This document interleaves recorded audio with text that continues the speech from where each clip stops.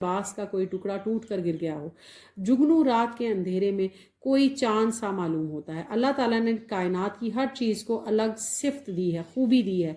जुगनू को चमक दी है तो परवाने को तड़प दी है, दरख्त को साया दिया तो हवा को उड़ान दी, पानी को बहाव दिया तो मौजों को बेचैनी दी, यानी मौजों का लहरें मौजों को बेचैनी दी, यानी वो आती और जाती रहती हैं। मद्दो जज़र, high tide and low tide. बच्चों, आप अगर ऐसे शहर में रहते हैं जहां पर समंदर करीब है तो आप ज़रूर वहां जाते होंगे और आप देखते होंगे कि क्यों महीने के कुछ दिनों में तो सूरज जो समंदर है उसकी लहरें बहुत ऊंची होती हैं, कुछ महीनों में बहुत नीची। किसी साल में कुछ औकात में तो हाई टाइड होता है और कुछ में लो टाइड। तो नेचर को ज़रूर ऑब्जर्व कीजिए। जब कायनात की हर चीज़ अल्लाह के हुक्म के मुताबिक खामोशी से अपना काम कर रही है तो फिर इंसानों के दरमियान ये लड़ाई झगड़ा और हंगामे क्यों हैं? तो यही वो पैगाम है जो शायर मशरिक अल्लामा इकबाल रहमतुल्लाह अलैह ने बच्चों को दिया है। तो अब हम बढ़ते हैं बच्चों अपने आशार की जानिब, और सबसे पहले हम आशार की तशरीह करेंगे। मशकी पड़ाव जो हैं उनको हम बाद में ज़ेर बहस लाएंगे। तो सबसे पहले बच्चों हम पढ़ते हैं अपनी नज़्म का सबसे पहला शेर, शेर नंबर 1। जुगनू की रोशनी है काशाना चमन में, या शम्मा जल रही है फूलों की अंजुमन में। अगर आप हमारे चैनल पर नए हैं तो आप के लिए ये हम आपको गुजारिश करेंगे कि आप अपनी ब्याज को ज़रूर तरतीब दीजिए, अपने नोट्स को बाकायदगी से बनाइए और दिए गए फॉर्मेट को ज़रूर कॉपी कीजिए, क्योंकि ये नोट्स आपकी मुआवनत के लिए, आपकी सहूलत के लिए बनाए गए हैं। तो जमात शशम के अजीज़ तलबा नोने हालो, आइए सबसे पहले हम पढ़ते हैं अपने मुश्किल अल्फाज। नोने हाल कहते हैं नन्हे मुन्ने छोटे बच्चों को, और जमात शशम के तलबा जो हैं वो अब टीन एज में एंटर होने जा रहे हैं और वो पहले से ज़्यादा समझदार हो गए हैं और वो चीज़ों को समझ सकते हैं। तो मुश्किल अल्फाज, काशाना चमन। जुगनू की रोशनी है काशाना चमन में। काशाना चमन 2 अल्फाज पर मबनी एक लफ्ज़ है। इसको जैसे इंग्लिश में हम कंपाउंड वर्ड कहते हैं बच्चों, तो काशाना कहते हैं रहने की जगह को, और चमन कहते हैं बाग या बाग का घर या पूरा घर। तो जुगनू की रोशनी है काशाना चमन में, यानी बाग में जुगनू की रोशनी बिल्कुल ऐसी है, या शम्मा जल रही है फूलों की अंजुमन में। शम्मा चिराग, लैम्प, लाइट, कैंडल। फूलों की अंजुमन में, फूलों की महफिल में। ऐसे लगता है जैसे फूलों की महफिल में एक शम्मा जल रही हो, जैसे फूल उसके तमाम मेंबर्स हैं, पार्टिसिपेंट्स हैं, किसी महफिल के अंदर मुख्तलिफ लोगों की तरह हैं और उनके दरमियान में शम्मा जल रही है जुगनू की सूरत में। तो तशरीह है सादा। बच्चों, तशरीह कहते हैं उर्दू के सादा जुमलों में जब आप किसी शेर को जुमलों की सूरत में उसके मानी लिखते हैं तो वो तशरीह कहलाती है। इस शेर में अल्लामा इकबाल क्या कहते हैं कि रात के वक्त बाग के अंधेरे में जब जुगनू चमकता है तो बाग का मंजर बदल जाता है।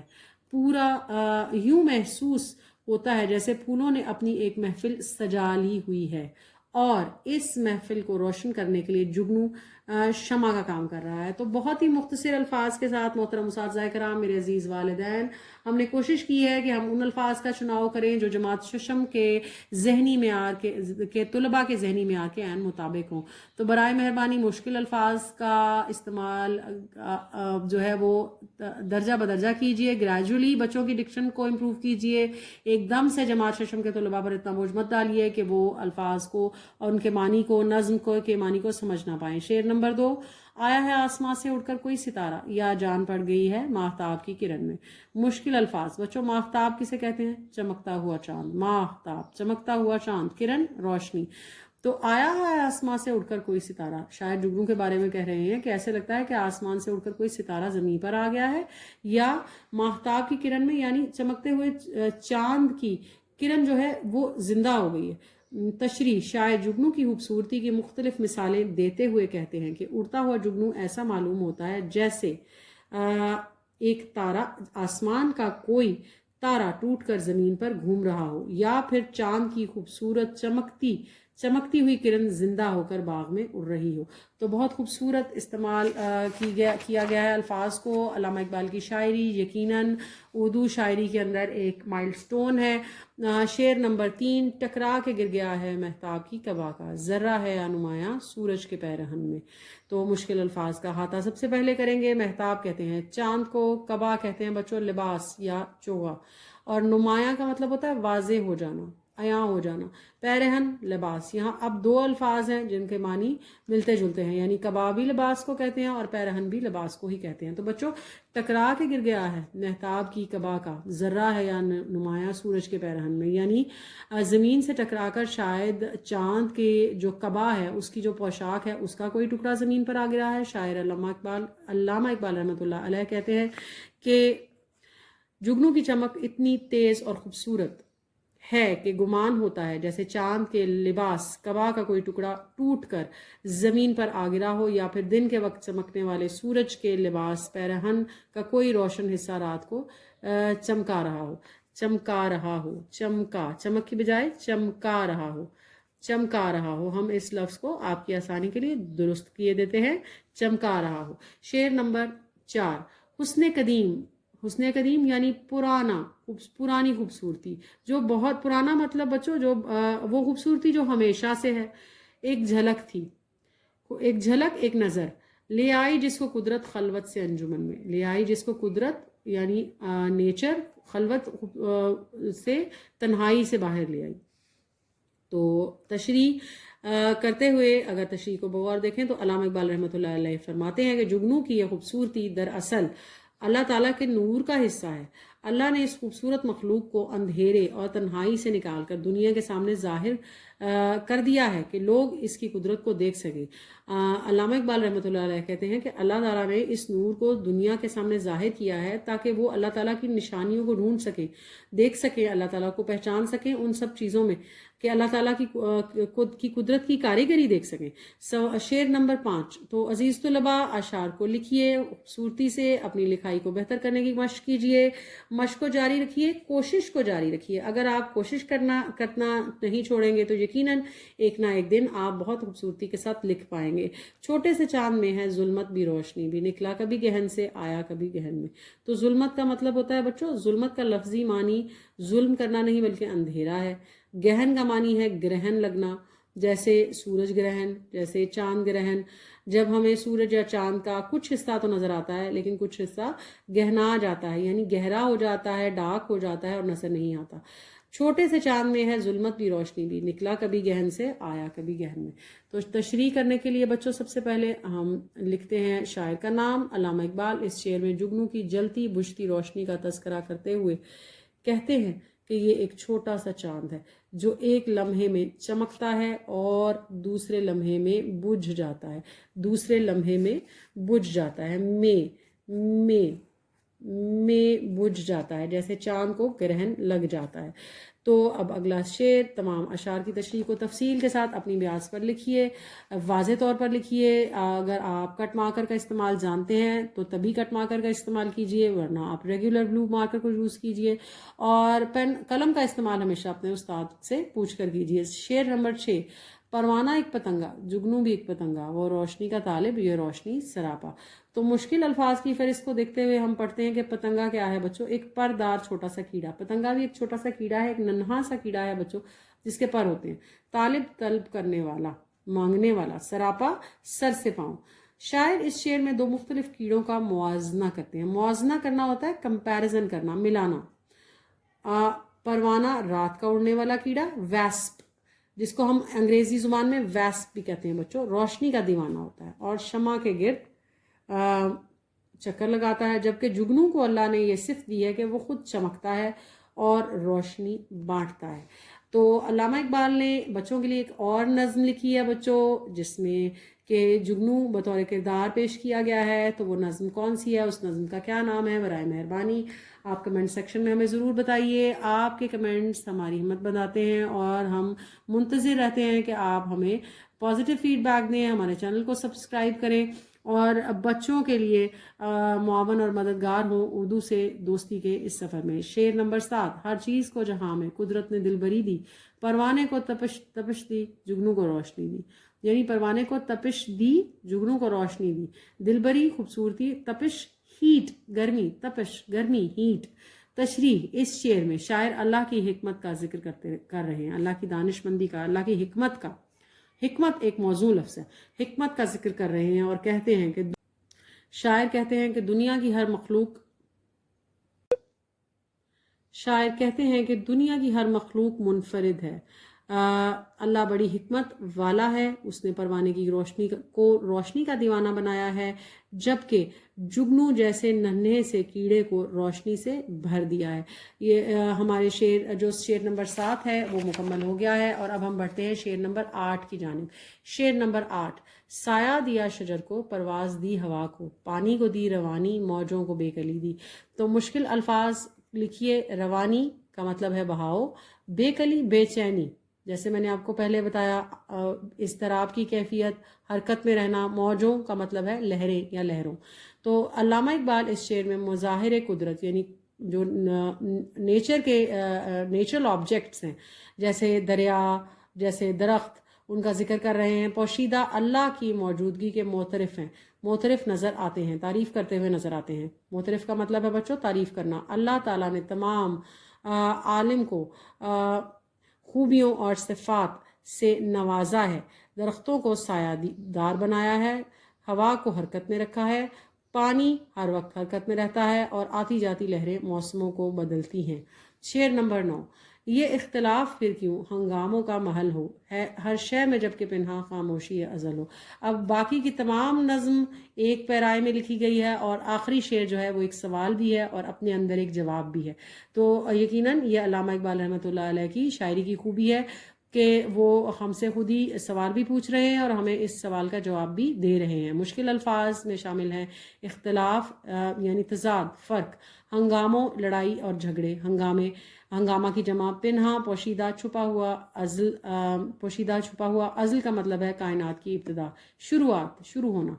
इस नज़्म के आखिरी शेर में शायर कहते हैं कि दुनिया की हर शय अल्लाह ताला के बनाए हुए निज़ाम के मुताबिक चल रही है।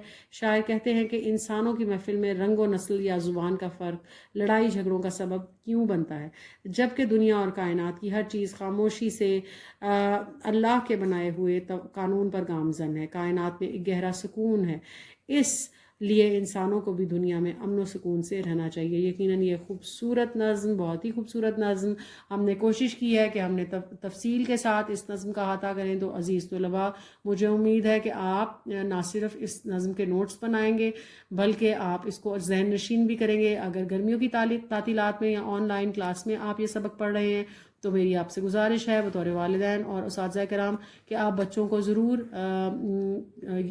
कहिए कि वो इस नज़्म को ज़हन नशीन भी करें। और आइए अब हम बढ़ते हैं अपने मश्क के पहले पड़ाव की जानिब। मेरे अज़ीज़ तलबा, मोहतरम उस्ताज़ कराम, सबसे पहले सबक की मदद से दुरुस्त जवाब पर सही का निशान लगाएं, क्योंकि हमारा पहला पड़ाव फ़हम है। फ़हम। तो सबसे पहला जुमला, जुगनू ने काशानाए चमन में क्या की है। जैसे कि पहला शेर है बच्चों, जुगनू ने रोशनी, जुगनू की रोशनी है काशानाए चमन में। तो तारीकी, अंधेरा, रोशनी या उजाला। तो जुगनू काशानाए चमन में रोशनी का बायस है। बकौल शायर, फूलों की अंजुमन में क्या जल रही है। फूलों की अंजुमन में क्या चीज़ जल रही है। शमा, दरिया, बल्ब या कुमकुमे। शमा जल रही है या शमा जल रही हो फूलों की अंजुमन में। बकौल शायर, शायर के मुताबिक परवाने और जुगनू दोनों हैं। दोनों क्या हैं। परिंदे, पतंगे, हवाई जहाज या। शायर के मुताबिक परवाने और जुगनू दोनों क्या हैं। शायर के मुताबिक परवाने और जुगनू दोनों पतंगे हैं। शायर फरमाते हैं कि दुनिया की हर चीज़ को कुदरत ने क्या दिया है। शायर फरमाते हैं कि दुनिया की हर चीज़ को कुदरत ने दिलबरी दी है। कुदरत ने दिलबरी यानी खूबसूरती दी है। हर चीज़ को जहाँ में कुदरत ने दिलबरी दी। अब सवाल नंबर 2 की जाने बढ़ते हैं बच्चों। दर्ज झैल अल्फाज के मानी लुगत में यानी अपनी डिक्शनरी में से तलाश करके कॉपी में लिखिए। नीज़ इन अल्फाज को जुमलों में इस्तेमाल कीजिए। तो अब आप अपनी कॉपी की जानिब बढ़िए, अपनी कॉपी को खोलिए और सबसे पहले आप पढ़िए सवाल को कि आपको दिए गए अल्फाज जो दर्ज झैल अल्फाज हैं, दर्ज किए गए अल्फाज, उनके मानी ढूंढ कर लिखने हैं और इन अल्फाज को जुमलों में भी इस्तेमाल करना है। तो सबसे पहला लफ्ज़ जो हमें दिया गया है वो है खलवत। खलवत के लफ्ज़ी मानी तन्हाई के हैं। दाना लोग गौर व फिक्र के लिए खलवत पसंद करते हैं, यानी समझदार लोग, ज़हीन लोग गौर व फिक्र करने के लिए तन्हाई को पसंद करते हैं। यकीनन गौर व फिक्र एक ऐसा अमल है जो तन्हाई में किया जाता है, यानी आइसोलेशन में। तालिब दूसरा लफ्ज़, तलब करने वाला या ख्वाहिशमंद। میں آپ کی دعاؤں کا طالب ہوں. جب بھی آپ جملہ ختم کریں تو ختمے کا نشان ضرور لگائیں. کاشانہ رہنے کی جگہ. دن بھر کی تھکن کے بعد انسان اپنے کاشانے میں واپس آتا ہے. انسان اپنے کاشانے میں واپس آتا ہے. گمنام. گمنام وہ شخص یا ایسا شخص جسے لوگ نہ جانتے ہوں. گمنام جو اتنا مشہور نہ ہو. مشہور نہ ہونا. کچھ لوگ گمنام رہ کر دوسروں کی مدد کرتے ہیں. کچھ لوگ گمنام رہ کر دوسروں کی مدد کرتے ہیں. ہمارا لفظ نمبر 5 پنہا یعنی پوشیدہ. قوموں کی ترقی کا راز محنت میں پنہا ہے. قوموں کی ترقی کا راز محنت میں پنہا ہے. اب ہم دیکھتے ہیں اپنی سبق پر موجود سوال نمبر 3. سوال نمبر 3 ایک انتہائی دلچسپ سوال ہے اور محترم اساتذہ کرام آپ کوشش کیجئے کہ بچے اس سوال کو انفرادی طور پر حل کریں. چھوٹے سے دوسرا مصرع لکھ کر شعر مکمل کیجئے. چھوٹے سے چاند میں ہے ظلمت بھی روشنی بھی. چھوٹے سے چاند میں ہے ظلمت بھی روشنی بھی. نکلا کبھی گہن سے آیا کبھی گہن میں. پروانہ ایک پتنگا جگنو بھی ایک پتنگا. وہ روشنی کا طالب یہ روشنی سراپا. آیا ہے آسماں سے اڑ کر کوئی ستارہ یا جان پڑ گئی ہے ماہتاب کی کرن میں. یہ اختلاف پھر کیوں ہنگاموں کا محل ہو. آخری شعر نظم کا سب سے آخری شعر. ہر شے میں جب کہ پنہاں خاموشی ازل ہو.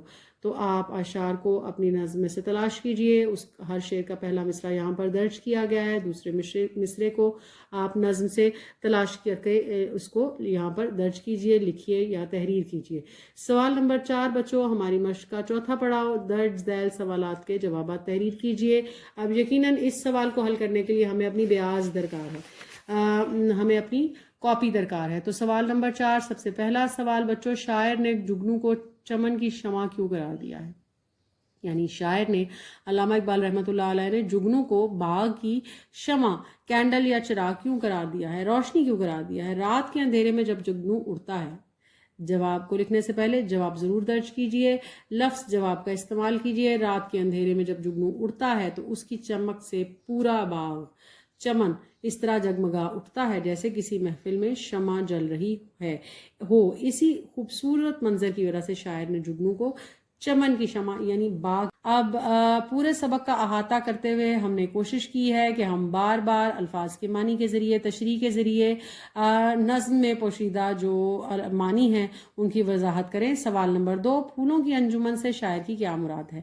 پھولوں کی انجمن سے شاعر کی مراد باغ یا چمن ہے جہاں بہت سارے رنگ برنگے پھول ایک ساتھ اس طرح کھلے ہوتے ہیں جیسے کسی محفل میں خوبصورت لوگ جمع ہوں. سوال نمبر 3 یا جان پڑ گئی ہے مہتاب کی کرن میں. سوالیہ نشان ضرور لگائیے. سوالیہ نشان کو ہم جو ہے وہ استفہامیہ بھی کہتے ہیں. سوالیہ نشان کو سوالیہ نشان کے ساتھ ساتھ اردو زبان میں استفہامیہ بھی کہا جاتا ہے. بعض اوقات ہم بچے استفہامیہ اور فجائیہ کو ملا دیتے ہیں, لیکن محترم اساتذہ کرام بچوں کو واضح کر دیجئے یہ فجائیہ کا نشان ہے اور استفہامیہ کا معنی ہے سوالیہ. اس مصرے میں شاعر نے بہت خوبصورت تشبیہ دی ہے. وہ فرماتے ہیں کہ رات کے وقت چمکتے ہوئے جگنو کو دیکھ کر ایسا گمان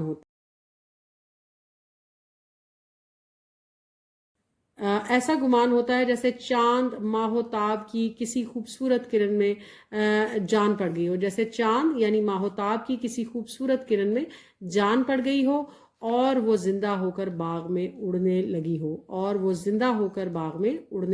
ہو. پیارے بچوں ہمارا سب سے آخری سوال ہمارے سبق کے چوتھے پڑاؤ میں درج سوال کا ہمارے سوالات میں سب سے آخری سوال نظم میں قدرت کی عطا کردہ 5 نعمتوں کے نام لکھے گئے ہیں. نیز یہ بھی تحریر کیجئے کہ یہ نعمتیں انسان کے لیے کس طرح مفید ہیں. نظم کے مطابق قدرت کی 5 نعمتیں اور ان کے فائدے درج ذیل ہیں. سورج, چاند, ہوا, پانی اور درخت یہ قدرت کی 5 نعمتیں ہیں. 1 2 3 4 اور 5. تو سب سے پہلے ہم دیکھتے ہیں کہ سورج دنیا کو روشنی دیتا ہے. اس کی تپش سے فصلیں اور پھل پکتے ہیں. روشنی اور حرارت. چاند رات کے اندھیرے میں روشنی دیتا ہے. سمندر میں موجود مد و جزر کا باعث ہے. لہروں کے آنے جانے کا باعث بنتا ہے. پانی کھیتوں کو سیراب کرتا ہے. چاند پانی کے بغیر زندہ نہیں رہ سکتا. جاندار پانی کھیتوں کو سیراب کرتا ہے، اور جاندار یعنی زندہ چیزیں جیسے انسان، جانور، چرند اور پرند پانی کے بغیر زندہ نہیں رہ سکتے۔ درختوں سے زمین پر ہریالی ہے، درختوں سے ہمیں پھل، آکسیجن اور لکڑی اور سایہ ملتا ہے۔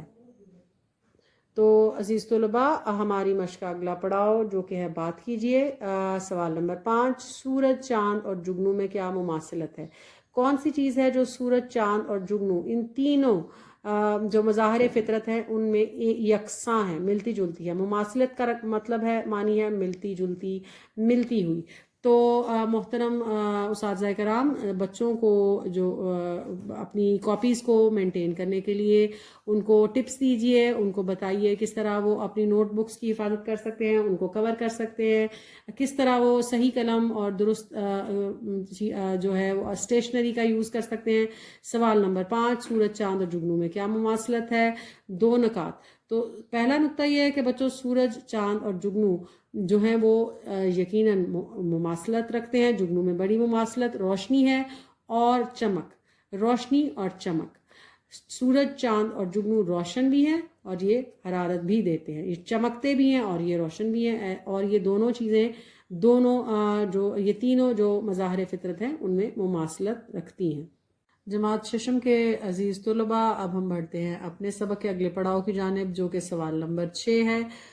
گنتی، اردو گنتی 6، سوال نمبر 6، قواعد کا پہلا حصہ۔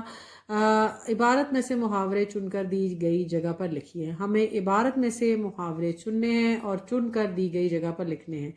اب بچوں، جیسے میں نے آپ کو پہلے بتایا، اس بات کو سمجھنا بہت ضروری ہے کہ محاورے کیا ہیں۔ محاورے کی تعریف میں تفصیل کے ساتھ سبق کے شروع میں آپ کے لیے بیان کر چکی ہوں۔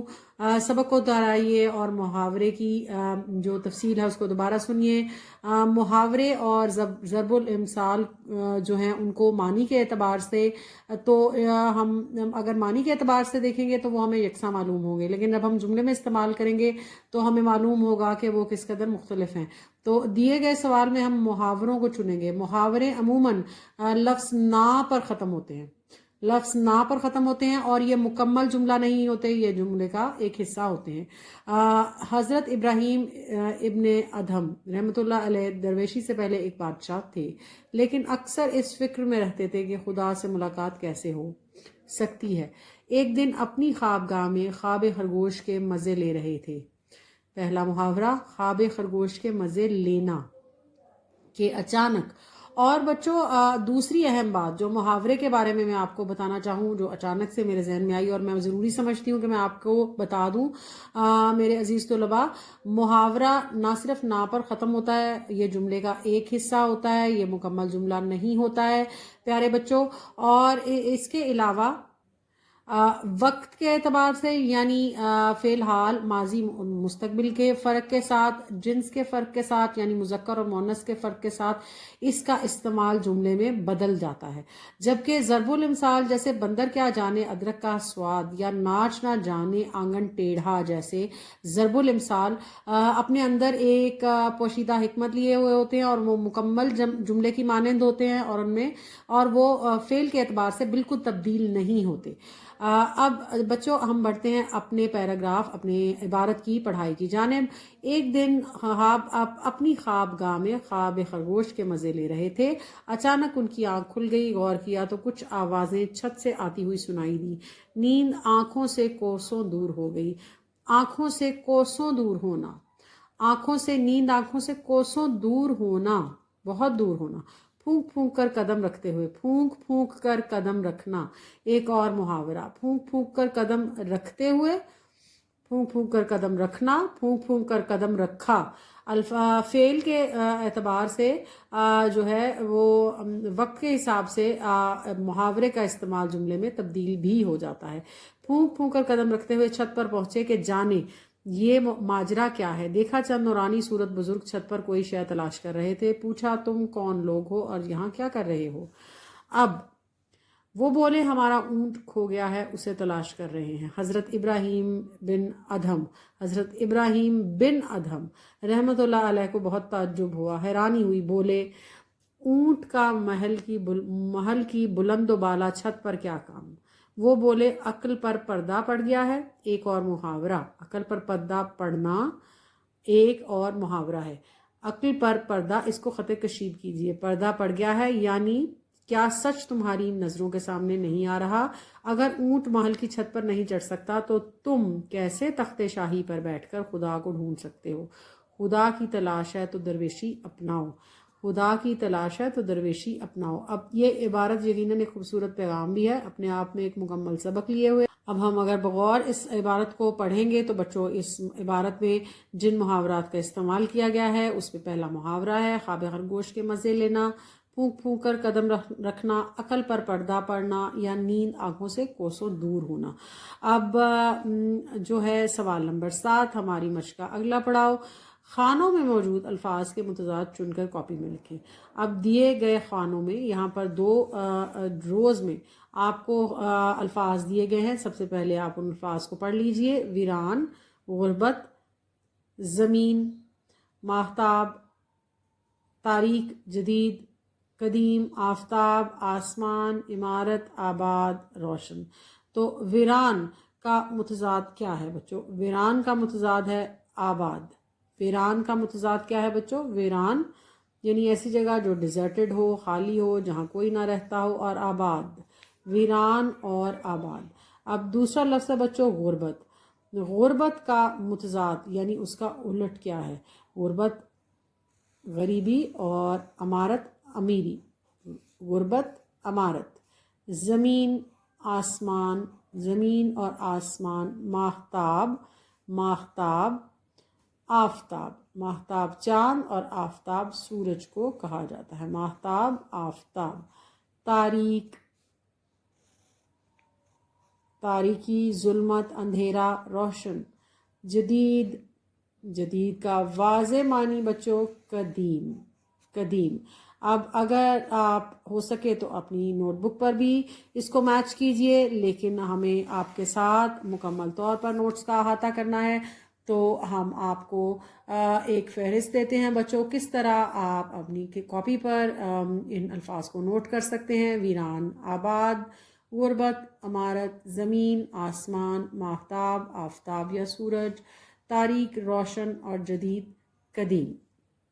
پیارے بچوں آگے بڑھیے اور دیکھیے ہمارے سبق کا اگلا پڑاؤ جو کہ ہے پڑھیے۔ سوال نمبر 8 درج ذیل اشعار درست تلفظ اور آہنگ سے پڑھیے۔ ہمیں دیے گئے اشعار کو نہ صرف درست تلفظ بلکہ آہنگ کے ساتھ پڑھنا ہے۔ حاکم سے بھلائی کی توقع ہے محال، حاکم سے بھلائی کی توقع ہے محال، جب تک کہ رعیت کے بھلے نہ ہوں خصال، جب تک کہ رعیت کے بھلے نہ ہوں خصال۔ تم اپنے سوا کسی کے محکوم نہیں، تم اپنے سوا کسی کے محکوم نہیں، اعمال ہیں بس یہی تمہارے اعمال، امال ہیں بس یہی تمہارے اعمال۔ حاکم سے بھلائی کی توقع ہے محال، جب تک کہ رعیت کے بھلے نہ ہوں خصال۔ تم اپنے سوا کسی کے محکوم نہیں، امال ہیں بس یہی تمہارے اعمال، امال ہیں بس یہی تمہارے اعمال۔ اب سوال نمبر 9 میں یعنی سبق کے آخری پڑاؤ میں ہمیں لکھنے کی جانب بڑھنا ہے، لیکن ہم پہلے سے ہی لکھنے کی مشق کر چکے ہیں، تو اس سوال کو دہرا لیجئے۔ نظم کے آخری 2 اشعار کی تشریح ماں حوالہ تحریر کیجئے۔ تو نظم کے آخری 2 اشعار یعنی سایہ دیا شجر کو، پرواز دی ہوا کو، پانی کو دی روانی، موجوں کو بے کلی دی، یہ اختلاف پھر کیوں ہنگاموں کا محل ہو، ہر شے میں جب کہ پنہاں خاموشی ازل ہو۔ سوال نمبر 9 کو مکمل کرنے کے لیے آپ اپنے لیکچر کو ری پلے کیجئے، ریوائز کیجئے، دہرائیے اور اشعار کی تشریح میں دیے گئے اشعار کی تشریح کا احاطہ کیجئے۔ سوال نمبر 10 کوئی شے رائے گاہ نہیں موضوع کے تحت اللہ کی مخلوقات اور ان کی اہمیت پر 200 الفاظ پر مشتمل مضمون تحریر کیجیے۔ محترم اساتذہ کرام اور والدین جو گھر پر بیٹھے بچوں کے ساتھ ان اسباق کا احاطہ کر رہے ہیں، ہم آپ سے گزارش کریں گے کہ آپ سب سے پہلے چینل کو سبسکرائب کیجیے اور اردو سے دوستی کے اس سفر میں ہمارے ہم سفر بن جائیے۔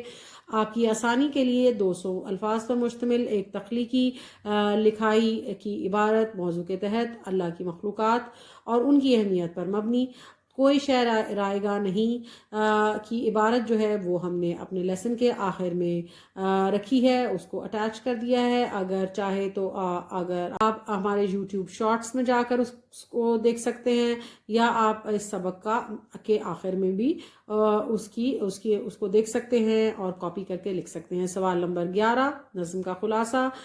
تو برائے مہربانی آپ سبق کو دوبارہ دہرائیے اور مشقی پڑاؤ سے پہلے دیے گئے سبق کے خلاصے کا احاطہ کیجیے۔ تو محترم اساتذہ کرام، جماعت ششم کے طلباء، مجھے امید ہے کہ آج کا اردو سے دوستی کا یہ سبق آپ کے لیے موزوں رہا ہوگا، معاون رہا ہوگا۔